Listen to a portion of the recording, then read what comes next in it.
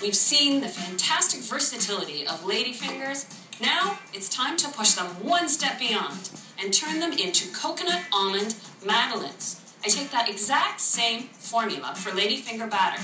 So I have the egg whites with the sugar whipped. I have the egg yolks with the sugar whipped. Now the change is in the dry ingredients.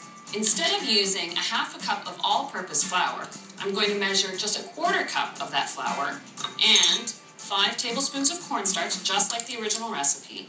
I'll sift this together and then add a quarter cup of ground almonds. So I'll stir the almonds in, and then it's time to fold.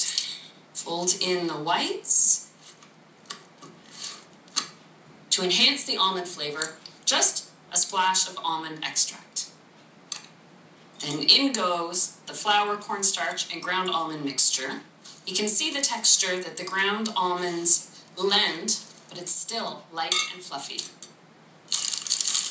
I've got my piping bag ready.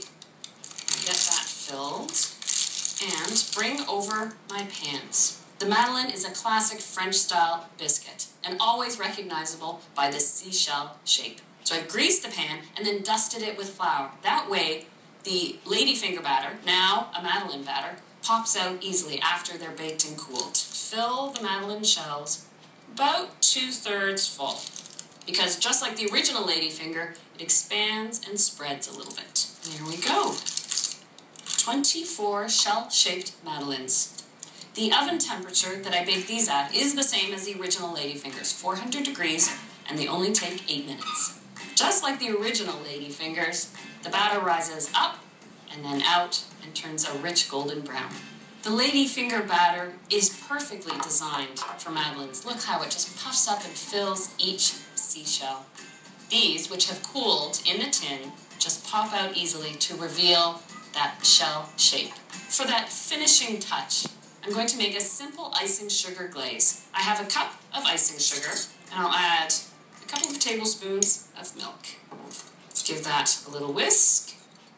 I keep this glaze rather thin. It's just meant to give something for the coconut to stick onto. And then coat it with coconut.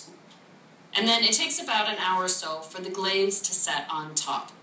In fact, you can have the chocolate-dipped ladyfingers and these coconut madeleines on the same plate, and you'd never know it was the same recipe. Fantastic.